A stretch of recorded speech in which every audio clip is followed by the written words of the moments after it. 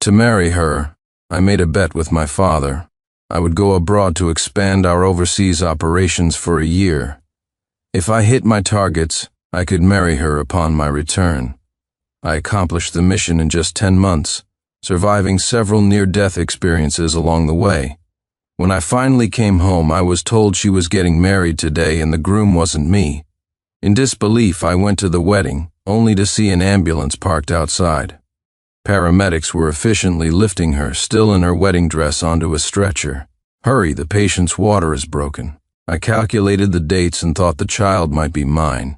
But after giving birth, she leaned into Ethan Hale's arms and said scornfully, "I've just given birth to the heir of the Clark family. You?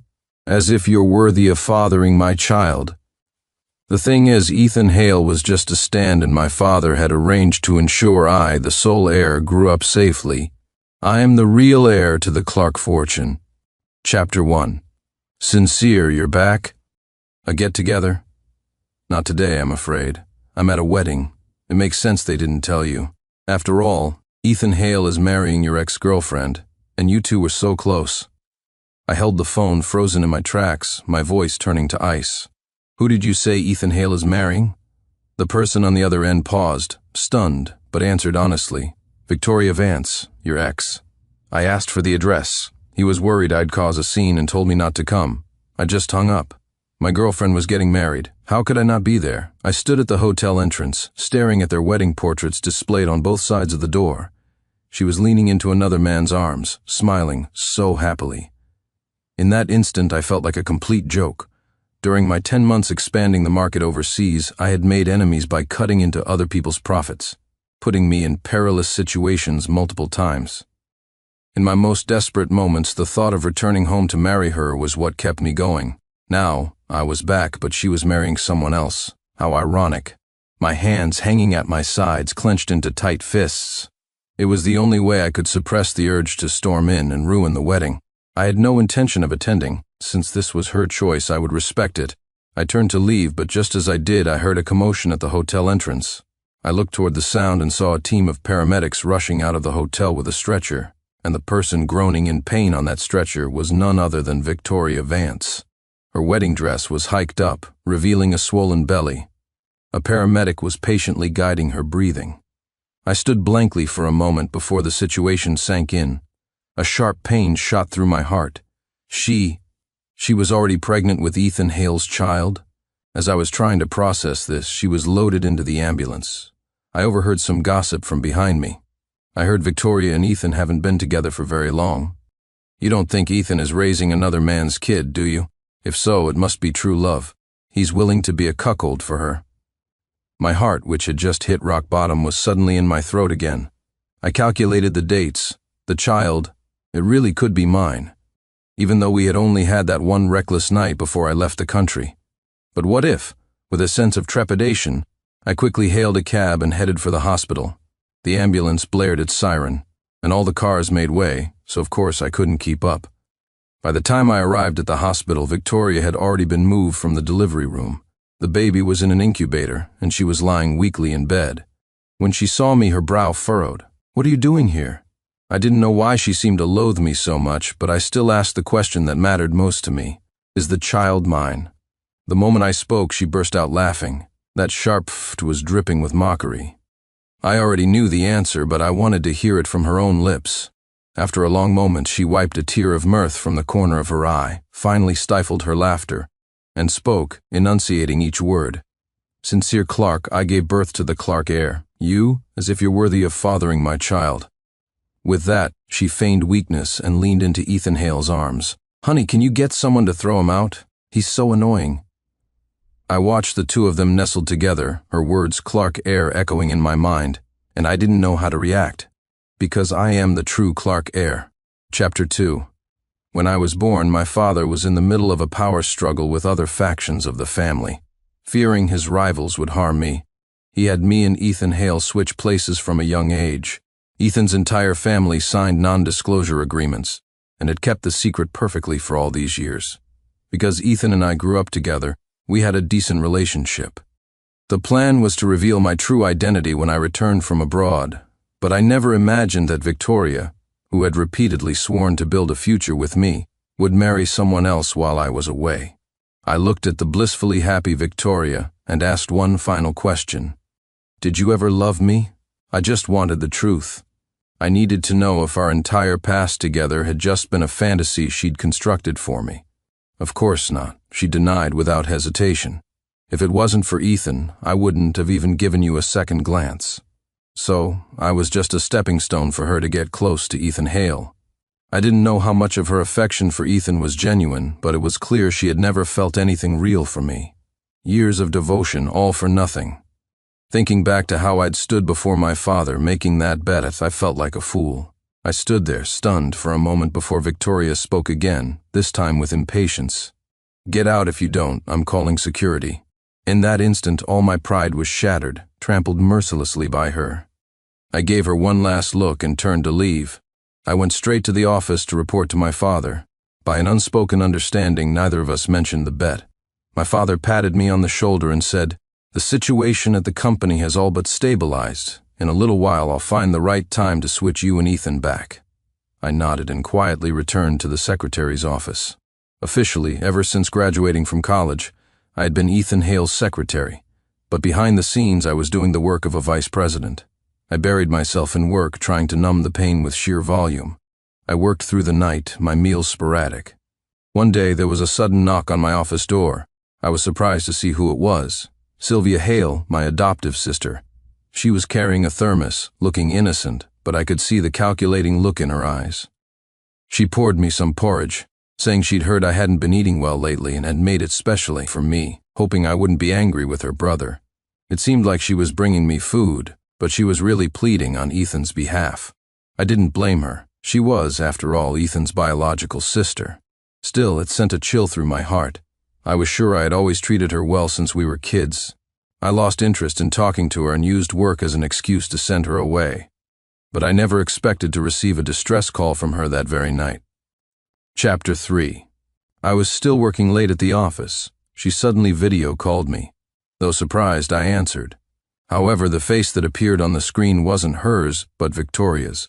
She should have been at home recovering from childbirth, but her eyes were wide with fury, blazing with malice. There was no sign of a new mother's weakness. The background was strange, too. It looked like an abandoned, damp warehouse. Just as I was about to ask why she had Sylvia's phone, she helpfully turned the camera around, pointing it at a woman tied to a chair. Sylvia was bound tightly with ropes, her cheeks swollen and red, a trickle of blood at the corner of her mouth. She had clearly just been beaten. I frowned and asked what she thought she was doing, telling her to let Sylvia go immediately. She snorted. "Sincere Clark, I didn't want to pick a fight with your sister, but she just doesn't know what's good for her. I warned her to stay away from Ethan Hale, but she wouldn't listen. And today I caught her bringing him porridge." "What?" "Trying to swoop in while I'm recovering. Today I'll let you, her brother, see what happens. If you can't control your sister, I'll do it for you." With that, she propped the phone up on a nearby oil drum, picked up a tube from the side, and strode towards Sylvia. I stared for a moment before I realized what she was holding, a feeding tube, and next to her was a container of porridge. From the looks of it, Victoria was going to force-feed Sylvia through the tube. She used to be a nurse, and I remember her telling me that intubation is an excruciating process. The tube goes through the nasal cavity, down the throat, and into the stomach. Even with anesthesia, patients find it difficult to breathe. And now she was going to do it to Sylvia without any anesthesia. Even if she was jealous, this was going far too far. What's more, I'd heard she had resigned from the hospital a long time ago. Whether she still had the skills was questionable. This was a matter of life and death.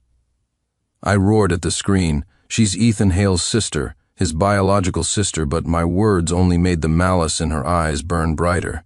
She said his precious sister, more like. Chapter 4. Victoria didn't believe me, single-mindedly forcing the feeding tube into Sylvia's nostril. Seeing that I couldn't stop her, I swiped down on my phone and hit the screen record button. At the same time, I used my spare phone to call Ethan Hale and asked a colleague in the IT department to trace Victoria's location. The IT guy was fast. By the time I was driving out of the underground garage, the address was on my phone. While waiting at a red light, I forwarded the address to Ethan and glanced at my phone screen. In the video, Victoria was ignoring Sylvia's agonized whimpers, using a syringe to draw up the porridge and forcing it down the tube. At first, Sylvia struggled desperately, but then her movements grew weaker and weaker, until finally she stopped moving altogether. I yelled in a panic, "Victoria, pull out the tube if she dies. Not even Ethan Hale can protect you," but Victoria was defiant. "Sincere Clark, what nonsense are you talking about? If I had married you, your broke, powerless family certainly couldn't protect me. But now, I'm a Clark daughter-in-law. The Clarks are untouchable in this city, you get it? Forget just punishing her a little. Even if I actually killed your sister today, she'd have died for nothing." Looking at her crazed expression, I thought she'd completely lost her mind. I didn't waste any more words with her and used my other phone to call for an ambulance. When I arrived, Victoria was patting Sylvia's face, but with that amount of force, it was more like slapping than patting. As she slapped her, she muttered to herself, "Hey, stop faking it, that's enough. Don't pretend so hard you actually die." Saying that, she even raised her foot to kick Sylvia. I shoved her aside and checked Sylvia's condition. Her face was pale, her pupils were dilated, and there was almost no pulse in her carotid artery. She was already showing signs of death. I grabbed Victoria by the collar and dragged her over. "Pull out the feeding tube, now she's dying." She clearly hadn't expected me to be so rough with her and stubbornly defied me. "I won't." She was a lost cause. I threw her aside and decided to do it myself. I took out my phone and searched for instructions online, preparing to act. Suddenly, a male voice yelled from behind me. "Stop, Ethan Hale had arrived." Chapter 5. When Ethan Hale saw Sylvia tied to the chair, his eyes burned with rage. With a trembling hand, he checked for her breath. Then his whole body went rigid. After a long moment, he grabbed me by the collar and roared in a broken voice, "I was the one who stole your girlfriend. If you want revenge, come at me. Why would you hurt my sister?" Victoria, standing to the side, was stunned by Ethan's words. How could Sylvia be Ethan's sister? Though she couldn't figure it out, she knew she was in deep trouble. How could she give up the wealthy Clark family she had worked so hard to latch onto? So just as I broke free from Ethan's grasp and was about to tell him the truth, Victoria began to sob tragically. She stumbled into Ethan's arms as if in terror, a button on her collar mysteriously undone. She pretended to wipe away non-existent tears, her voice choked with sobs. "Ethan, Sincere Clark kidnapped me. He threatened me, told me to get back together with him. When I refused, he went after Sylvia. He said what happened to Sylvia today would be my fate tomorrow. Ethan, I'm so scared." As her last word trailed off, Victoria threw herself into Ethan's arms like a delicate bird, her body shaking with pitiful sobs. Ethan's eyes blazed with fury. He seemed to have forgotten his true identity as he pointed a finger at my nose. "Sincere Clark, how dare you?" I laughed. He actually believed this story full of holes, and he was way too deep in character. He played the part of the fake heir so convincingly. When the truth finally came out, how would he explain it all to Victoria? The thought of that scene actually made me look forward to it. Chapter 6. Sylvia was taken away by the ambulance. The feeding tube had entered her trachea and gotten blocked with porridge. She suffocated to death. Resuscitation failed. Victoria was still trembling in Ethan Hale's arms. Only this time it wasn't an act. She was genuinely terrified. Sylvia's death was clearly not from natural causes, and the doctors had already called the police during the resuscitation attempt. The three of us would have to go to the police station to give our statements. Even though I had once loved Victoria deeply, she had now committed murder, and I had no intention of helping her cover it up. However, I didn't expect to get a call from my father. He told me the company was in the middle of negotiating a partnership with the industry leader, the Sterling Corporation, and we couldn't afford any trouble right now. So he had pulled some strings with the police to have the matter postponed for a week. Only after he repeatedly assured me that the case wouldn't just be dropped did I accept the situation. When the hospital informed us we could leave, Victoria shot me a triumphant look. I understood the meaning in her eyes. She was flaunting the powerful family she had married into. So foolish. Chapter 7. The next day I went to the police station to pick up my new ID. With my official return to the family imminent, my father had arranged for my residency registration to be transferred in advance. My name was also changed. My last name was now Clark. It should have been a quiet affair, but as I was leaving the station, I ran into Victoria, who was out for a walk with her baby in a stroller. She glanced at the police station behind me, her eyes wary. I got in my car to leave, but she blocked my door. "What were you doing at the police station?" "Business," I said. She kept prying. "What kind of business?" I knew what she wanted to know, of course, but I didn't feel any obligation to enlighten her. "What's it to you?" She was offended by my arrogant attitude and threatened me. "You're a secretary under Ethan. I suggest you be more polite to me, or I can have you fired in a heartbeat." I sneered. "Is that so? I'd actually like to see that." With that, I pushed her aside, opened my car door, started the engine, and drove off. I didn't think much of the incident, but I was surprised when, that afternoon, right after I received my promotion to vice president, Victoria showed up in my office. She had a colleague from the secretarial pool with her, and she ordered the person, "Come here and throw all his things out." I leaned back in my chair, watching the arrogant woman before me with amusement. "Victoria, this is a corporate office. It's not a place for you to throw a tantrum." She tossed her long hair and put her hands on her hips. "As the esteemed Mrs. Clark, do I need to file a report just to fire a secretary like you?" Just then, there was a knock on the office door. The director of HR stood at the entrance and nodded at me. "Mr. Clark, your new office is ready. Shall I send someone to help you move your things?" Hearing this, Victoria thought Ethan Hale had arrived. She quickly turned around, but seeing no one, she looked back confused. She was already on edge, and hearing the HR director inexplicably call me by her husband's title, she marched up to the director and demanded, "Are you blind? Where is Mr. Clark?" The HR director was baffled by being dragged into this. I waved her away. Victoria tried to chase after her to continue yelling, but I blocked her path and said nonchalantly, "Victoria, you've been married to Ethan Hale for this long. Did he ever tell you his real last name is Hale? He's nothing but my stand-in. I am the real Mr. Clark." Chapter 8. Victoria looked as if she'd just heard the funniest joke in the world and burst out laughing. "Sincere Clark, did the fever fry your brain? Even your daydreams should be a little more realistic. I know you've always been jealous of Ethan's background, but there's no need to tell such an obvious lie, is there?" I couldn't be bothered to argue with her. I just pressed the intercom button. "Ethan Hale, come to my office." Hearing me, she snapped, "Ethan is your superior. Is that any way to talk to your boss?" My office and Ethan's were close. Just as she finished speaking, Ethan walked in. Her voice softened as she pointed at me and said to him, "Ethan, can you please fire him? He just claimed that he's the real Clark heir. We can't have someone so ambitious working here." I leaned back in my chair, tapping my fingers on the desk, and looked at Ethan expectantly. "Are you going to fire me?" He just stood there, stunned, clearly unable to process the sudden news. Originally, my father had planned to restore our identities after the contract with the Sterling Corporation was signed. But Victoria's deliberate murder of Sylvia had crossed my father's line. My father had been in business for years and had never done anything illegal, but now Victoria was running wild, using the Clark family name. So, my father decided to move up the timeline. For me, returning to the Clark family was no surprise. My father had discussed every step with me. But for Ethan Hale, it was a sudden, life-altering event. Because he was just a stand-in, my father would only inform him at the last minute. Now, faced with my question, he clenched his fists, wanting to argue, but he could only endure it. The promotion notice from HR had already been sent out. His life as the young master was over. He turned to Victoria and said with great difficulty, "He's telling the truth. He is the real Clark heir." Hearing Ethan's words, Victoria froze, staring at him for a long time. Suddenly, she grabbed his sleeve desperately, her voice urgent. "Ethan, you're lying to me, right? You've lived in the Clark household since you were a child.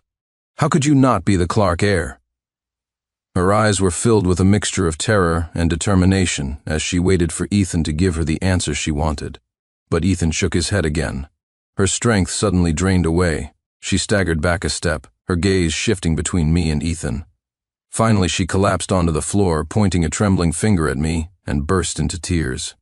I could see her regret, and so could Ethan. He bent down slowly in front of her. The warmth in his eyes was gone, replaced by a cold, menacing look. He lifted her chin with one finger, his tone dangerous. "Victoria, you once told me that you love me for who I am. Now that you know my real identity, don't tell me you're having second thoughts." Victoria looked up at him, 1,000 emotions swirling in her eyes. The intense hatred eventually morphed into a forced smile. Of course not. She had already had a child with Ethan. There was no turning back. Victoria had never imagined that the great tree she thought she was leaning on was also using her for support.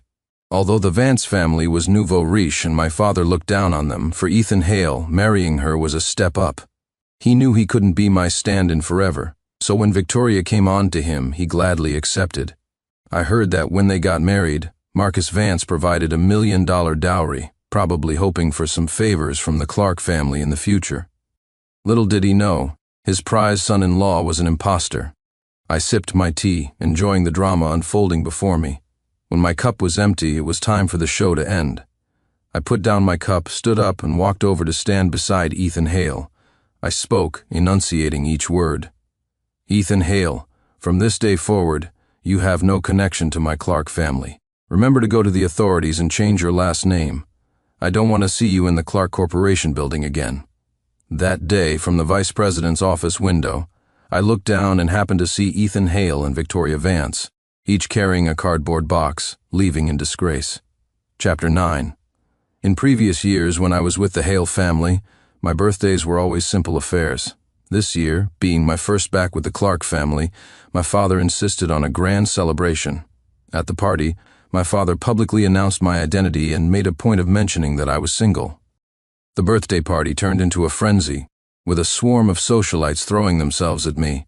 I finally managed to escape to the entrance for some peace and quiet, only to see a familiar figure. I frowned and started to head back inside, but Victoria stepped directly in my path. It was the dead of winter, and she was wearing only a thin nightgown with bruises on her face. In her arms, she held her sleeping child. It was obvious that her life had not been easy recently. In this circle, there are no secrets.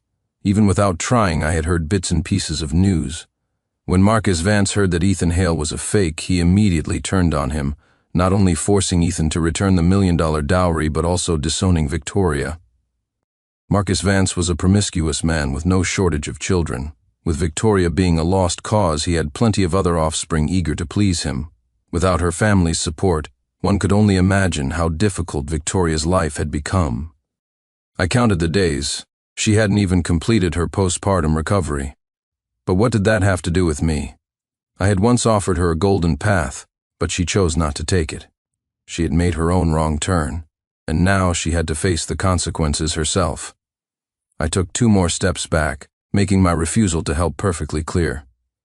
But she acted as if she had grasped her last lifeline, dropping to her knees before me with a thud. The baby in her arms, startled, began to wail. Tears streamed down her face. Sincere, for the sake of the love we once shared, please give me a way out.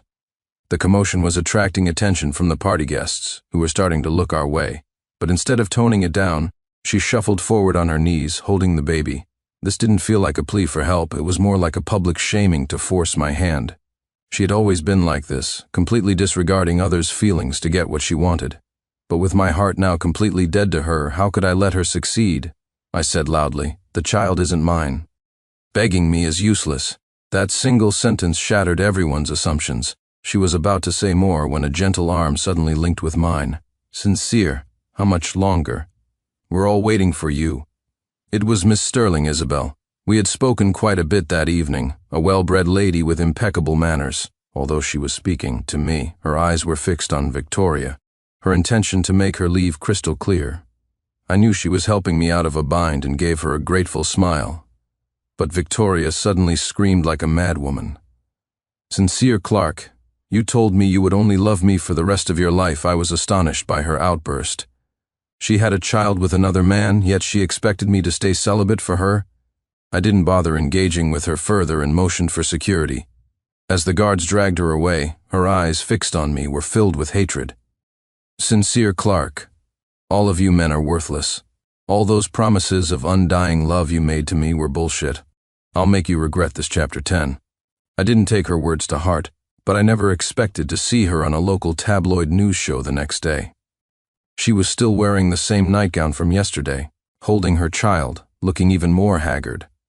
The bruises on her face seemed to have been deliberately accentuated by the makeup artist, making them look horrifying. She was sobbing and crying for the camera. She claimed the child in her arms was mine and that I was an irresponsible deadbeat. Because we had genuinely been in a relationship, she easily produced photos from when we were deeply in love. This tabloid show was known for its sensationalism and had a large viewership. Instantly, the hashtag Clark Air is Scum became a trending topic. My father called to ask if I needed help handling it, but I declined his kind offer. I knew exactly what she wanted. But I was no longer the deeply devoted young man who would have plucked the moon from the sky for her if she'd asked for the stars. She had betrayed me more than once, and this time I wouldn't go easy on her. Her call came, right on schedule. She felt no guilt for slandering me. In fact, she was completely unapologetic. "Sincere Clark, I begged you, but you refused to help me. So I had to help myself. $10 million, that's all I want. Give me $10 million and I'll tell the public the truth. I hear the Clark family is in the middle of negotiating a major contract. I don't think you'd want a scandal at a time like this, would you?" She had done her homework, certain that by exposing this now, I would be powerless against her. But, as before, she was naive, or rather foolish. She only thought about using the power of public opinion to pressure me, but never considered that public opinion could also become a weapon turned against her. Faced with her blackmail, I simply said, "No money." Those two words completely enraged her. She became hysterical on the other end of the line. I calmly pressed the record button, listened for a moment, and then hung up. The public outcry continued to grow. Since I hadn't made a statement, Victoria soon dominated the narrative. Many brands, seeing her newfound traffic, approached her for collaborations. She landed several ad deals with baby product brands, and even started live streaming to sell products. Ethan Hale, apparently seeing the value in this, joined her, starting to sensationalize my relationship with Victoria. He claimed to be a mutual friend of ours who had witnessed our entire love story unfold, calling himself our biggest shipper. When I saw that statement, I genuinely laughed for a long time. I had never seen a shipper marry one half of the couple himself. Ethan Hale requested a private meeting with me. He was a bit smarter than Victoria, not calling me and even choosing a restaurant he trusted. He said, "I know I'm no match for the Clark Corporation. You killed my sister, and your father can protect you. But my sister can't have died for nothing. You should at least offer some compensation, right? Otherwise, even a cornered rabbit will bite." He slowly cut his steak, a rare steak with blood pooling on the plate. Just like what he was doing now, capitalizing on his own sister's death. His sister was dead, and his first thought wasn't to seek justice, but to extort me for money. Right now, the contract negotiations with the Sterling Corporation were proceeding smoothly, and I was absolutely confident I would secure the deal. I didn't even glance at the steak in front of me. I stood up and refused him flatly. "If you're a man, you'll get justice for your sister." On the way back, my assistant held up a tablet and asked, "Sir, the topics related to you and Victoria Vance are occupying 5 of the top trending spots. Should we intervene?" I shook my head. "Not yet. Let's let this play out a little longer." I went to see Mr. Sterling privately, presented him with all the evidence to prove my character, and explained my plan. He was very pleased with my strategy, and we immediately finalized the contract details, agreeing to sign. Chapter 11. On the day of the signing ceremony, I invited a large number of media outlets. Just as Mr. Sterling finished his speech and was about to sign the contract, a commotion erupted in the venue. Victoria and Ethan Hale appeared, with their own camera crew in tow, and of course they had their 1-month-old baby with them. The baby's cries echoed through the conference hall, piercingly loud. Victoria rushed onto the stage and confronted Mr. Sterling, demanding, "Haven't you seen the news online? With his kind of character, how can you trust him enough to sign this contract?" Mr. Sterling's eyes lit up, and he turned to me with an appreciative look. Victoria was completely baffled by his reaction. I had my assistant escort Mr. Sterling out to rest while I took center stage. I gave a signal to someone in the audience, and instantly a familiar voice filled the auditorium's speakers. "Sincere Clark, I begged you, but you refused to help me, so I had to help myself. $10 million, that's all I want. Give me $10 million, and I'll tell the public the truth." Victoria stared at me in shock, but this was only the beginning. She had been blackmailing me frequently lately, feeling emboldened by her position in the public eye and saying whatever she wanted. I had answered every one of her calls, and the audio recording was a full half-hour long. She frantically told Ethan to turn off his live-stream camera, but what good would that do? Our contract signing was also being broadcast live. She ran to the control booth, trying to shut off the sound system, but she was stopped by security. After the audio finished playing, a video of her and Ethan's wedding appeared on the big screen, followed by footage from the hospital corridor where she had hurled insults at me. Our live stream had initially been watched by only a few industry peers. After Victoria's stunt, the number of viewers skyrocketed past 100,000. The live comments were flying across the screen. Things had turned around so quickly that Victoria was powerless to stop it, left standing there in a daze. Just when everyone thought the drama was over, Ethan Hale suddenly grabbed a microphone and rushed onto the stage. His knuckles were white as he gripped the microphone, his hand trembling. He was clearly desperate. He pointed a finger at my nose and screamed in front of everyone, "I want to report a crime. Sincere Clark is a murderer." The room erupted. All the reporters surged toward the stage, each one like a wolf spotting a sheep, eager to get the headline. Ethan shot me a defiant look and bent down to pull the collapsed Victoria to her feet. He held the microphone to her lips, urging her, "Tell everyone what Sincere Clark did to you that day, and how he murdered my sister." With every word Ethan spoke, the color drained further from Victoria's face. But lost in his own emotions, he didn't notice, continuing to push her to speak. But then, the police arrived. In front of all the reporters, the officers showed their badges and stated they were there to take Victoria Vance into custody. She just stood there, stunned, and after a moment began shouting that she was framed. Ethan was still trying to defend her. "Officers, she was just using the media for hype. That's not a reason to arrest her, is it?" A police officer stated matter-of-factly, "We're taking her in on suspicion of intentional homicide." Ethan was in disbelief. "How is that possible? My wife wouldn't kill anyone. You must have made a mistake." He then pointed at me. "He's the murderer, arrest him." The police ignored him and took him to the station as well. As the one who reported the crime, I also went to the station. When I arrived, Ethan was sitting numbly in the lobby. From his expression, it was clear he had seen the video. First thing that morning, I had sent the video of Victoria live streaming Sylvia Hale's murder to the police. They must have just shown it to him. He held his head in his hands, looking at me with despair. Do you think Sylvia will hate me? If it weren't for me, her brother, she wouldn't have died." He tore at his hair, his eyes full of remorse. He looked at me with tear-filled eyes as if seeking some comfort. But why would I comfort him? I was there to add fuel to the fire. I reported him for embezzling company funds. Chapter 12. Ethan Hale was also taken away in handcuffs. During his time as my stand-in, he had used his position to siphon off a considerable amount of funds from the Clark Corporation. The amounts were small each time, but he did it frequently. Before he was taken away, I asked him, "You knew my real identity. Why did you still fight with me over Victoria? You knew it wouldn't end well." He laughed like a madman. "Sincere Clark, we grew up together. It's true that I ate better and lived better than you, but there was always a voice in my head, constantly reminding me that it was all fake, that one day I'd have to give it all back. The older I got, the more resentful I became. Why should I have to be your shield, just because your father was afraid you'd get hurt? Victoria came to me on her own. I didn't even like her at first, but she was your woman, and I wanted a taste. You know what? Every time I slept with her, the thought that I was sleeping with the same woman as you made me incredibly excited." He was still talking, but the police were already leading him away. In the end, it was his own resentment that destroyed him. The day Victoria was sentenced to life in prison, I received a call from the police. They said she insisted on seeing me one last time. I went. Through the glass partition, she cried with suppressed sobs. Unlike her previous tears, this time it seemed like she was genuinely remorseful, but it was too late. She would spend the rest of her life in prison. She finally composed herself and apologized to me, saying she had been possessed by greed and would repay what she owed me in the next life. Finally, she asked if I could help find an adoptive family for her daughter. She said, "After everything, you're the only person I can still trust." I agreed. No matter how terrible the parents' mistakes, the child is innocent. The media attention here was too intense, so I sent the child abroad. The couple was kind and simple. They had helped me a lot when I was overseas. They had been trying for a child for years without success. With everything settled, I went to Sylvia Hale's grave. In this whole affair, she was the most innocent one. And yet, she suffered the most tragic fate.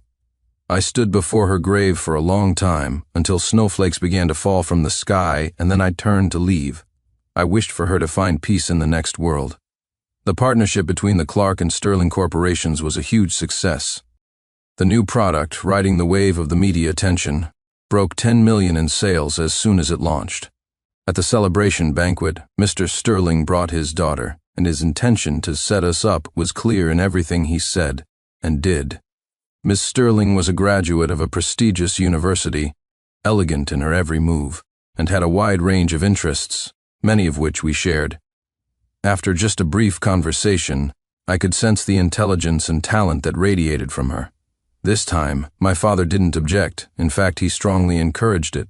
In the past, I had been strongly against the idea of an arranged marriage, but this time I didn't refuse. I thought that if happiness came knocking, I should make an effort to seize it.